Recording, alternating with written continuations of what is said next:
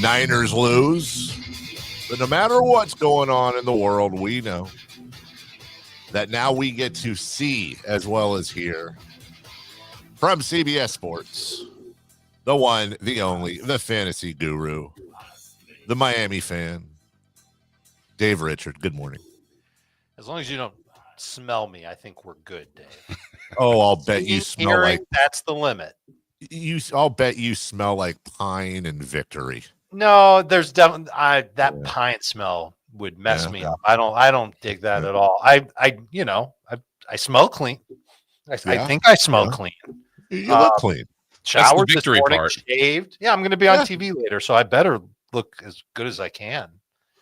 Well, you look better than the Niners did last night, and we'll have a Niner question a bit later. I do want to run something by you, and I want to caveat this, that I was just looking online, and you may or may not, your memory and your knowledge is way better than mine. These may not all be ones you agree with, but when you look at number one picks through the years in fantasy football, we know what happened with Christian McCaffrey this year. These are just consensus. Justin Jefferson the year before, perhaps Jonathan Taylor the year before, McCaffrey the previous two, Saquon Barkley with the Giants, Le'Veon Bell in 18, David Johnson in 17, Antonio Brown was good in 16, Le'Veon Bell in 15, LaShawn McCoy in 14, and a lot of these were not just busts, but had season-ending injuries. Look, I know that what happened before doesn't mean it's going to happen this year, but are you of the mind that if your league allows it, do you want to pick in a snake draft? Can we actually have a conversation about maybe it's better to pick lower than higher here, or we just move on? First of all, are you insinuating that we stink at telling or recommending who goes in the 101 in fantasy drafts? No, I think that the players stink at dealing with the pressure of the very smart fantasy gurus putting the number one crown on them, and then they wilt under the pressure. Yeah, I'm sure they think about that all the time. I still don't mind having the opportunity to pick whoever I want before anybody else in my league does. I consider that an advantage. It doesn't mean that I need to consider all the options that I have, and the rationale behind why, just as an example, McCaffrey this year, why it made sense was because of what we expected. We didn't know that the injury that he had was going to sideline him for 10 games. If we had known that, of course, we wouldn't have even put him anywhere close to the 5th round, much less the 1st round.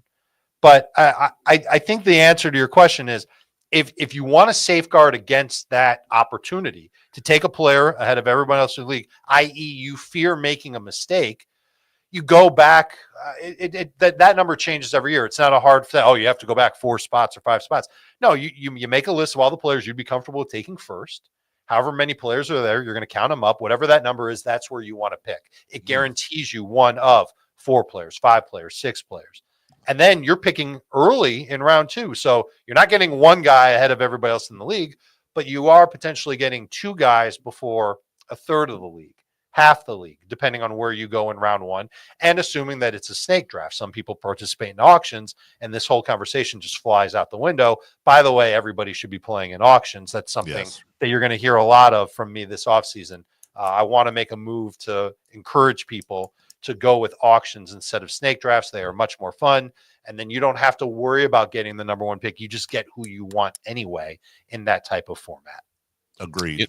Yeah. I was thinking before that last comment, Dave, about the auction part is, the first pick is important. If they live up to the billing, that's going to be a person that's going to do a lot of heavy lifting on your team. But it feels like the history of playing these, it's who you got in the 7th round, who you got in the 12th round that overperforms, who you picked up on the waiver wire. What trade you make is almost as important as that first pick. I like to think of it this way, Jason. If you can nail one pick from round 7 on, you're ahead of the curve. Because most people can't do that. Most people, when they pick somebody between round 7 and the end of the draft, usually they'll be okay. You'll get some decent players. You'll get some guys that might start for you. But I'm talking about someone that evolves into a superstar fantasy player. Like Puka Nacua would have qualified last year. Kyron Williams would have qualified last year. Chuba Hubbard qualified this year. We talked about him during the preseason as someone that we love drafting in the late rounds. I didn't think he would end up being this good or playing this much for this long, but here he is, and fantasy managers are starting him, no questions asked. The other part of it is exactly what you said, the waiver wire. It is a huge factor. And it's very rare for somebody to draft a team and then not have to make moves to fix their team, especially this year. It felt like there were a bazillion injuries every single week. But those are kind of the two secrets to fantasy that people don't always realize. And I'm hoping that people remember, if they remember one thing from this, it's that I smell good. And that getting one good player with the back half of your picks, that's what you should aim for on draft day.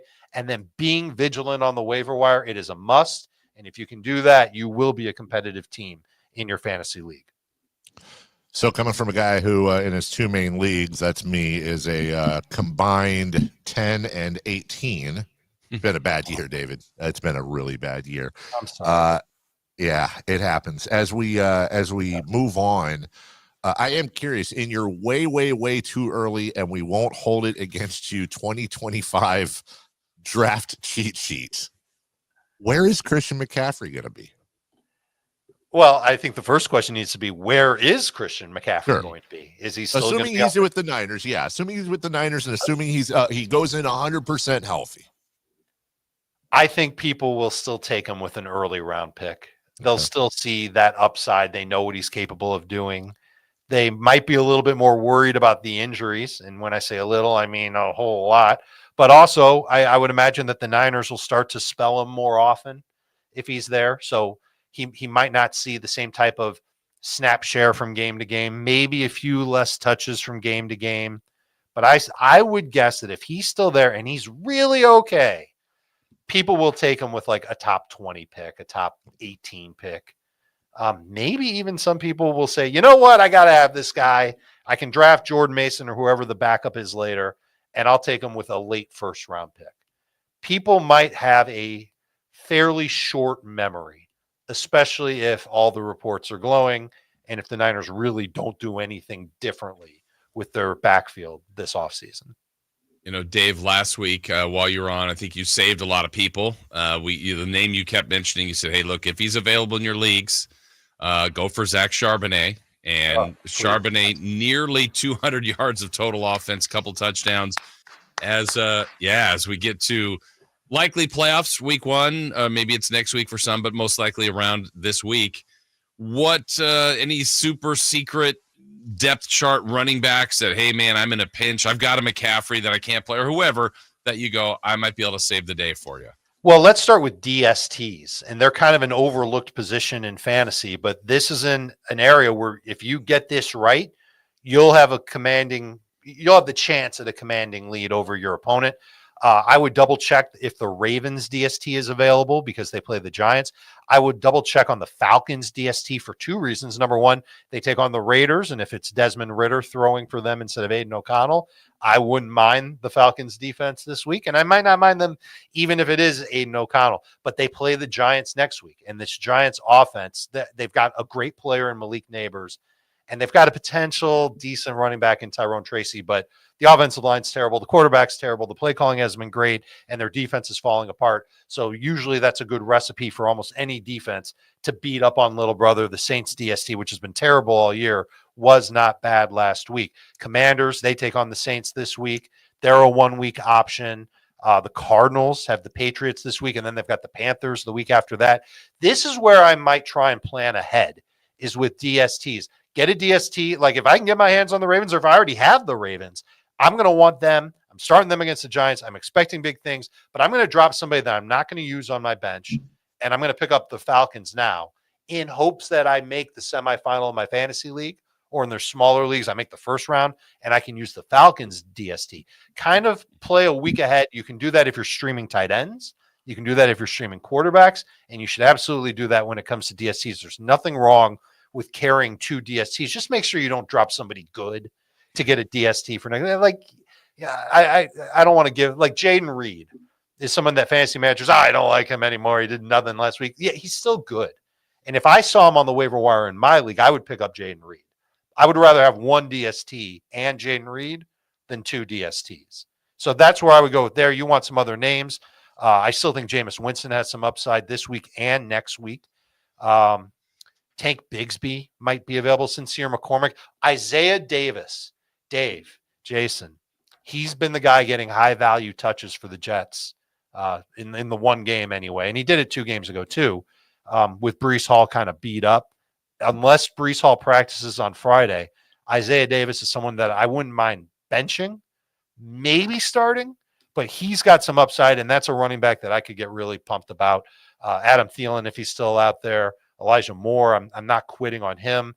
I would stash Keon Coleman. And then there's nothing really good at tight end. Maybe Jake Ferguson, maybe Dalton Schultz, maybe Jawan Johnson. That's it. If you're streaming tight ends, those are the names that you're looking at. A lot of people smack dab in the playoffs. This is where all the money is made. Where you mentioned you used the Irish Spring, you threw on the cologne, you look beautiful. Where can they see you? They don't want to see me, Dave. They want to hear me and my colleagues. We are live 10 a.m. Eastern in Cali on CBS Sports Network. It's available on Dish, DirecTV, all the other platforms that are out there. You can also stream it on Paramount Plus for free. That starts at 10 a.m. Eastern. We're going to go through all of our starts and sits, and we're not going to give you obvious names there. And then if you can't make it, maybe you're working. I don't know why. You just tell your boss, listen, I got to go watch something. I think they'd understand. But if you can't do that, the show will be on YouTube later, as well as the start or sit episodes of our podcast. We do 2 parts every week. We touch every game, every player in the National Football League. You can find that by going to YouTube and searching for Fantasy Football Today. You just go to the page, you subscribe to the page, you'll get alerts when we're live. You can ask questions when we're live, and you can watch all the episodes right there at your leisure, youtube.com/fantasy football today. Well, thank you as always. And as always, Dave, every guest on the program gets a bag of Walker's roast chicken chips with Heinz mayonnaise in exchange for them coming on and giving us great knowledge. Yours are in the mail, my friend. I can't wait. I mean, right?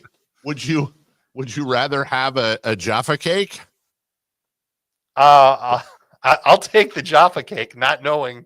Well, it's a cake. It can't be that bad. Well, I'll send that to you along with some HP brown sauce. It's all coming your way right there in Northern Florida. They let you bring all that back from the UK. I can't believe you brought that back from the UK. I can't believe they let me come back from the UK. Appreciate you, brother. We'll talk to you next week. By the UK. See you next Friday, my friend. Guys. Be good. Right, good luck in week 15. Thank you. Thanks. I'll need it. That was an unnecessary shot towards the end. We'll take a break when we come back. All right, we move on. 3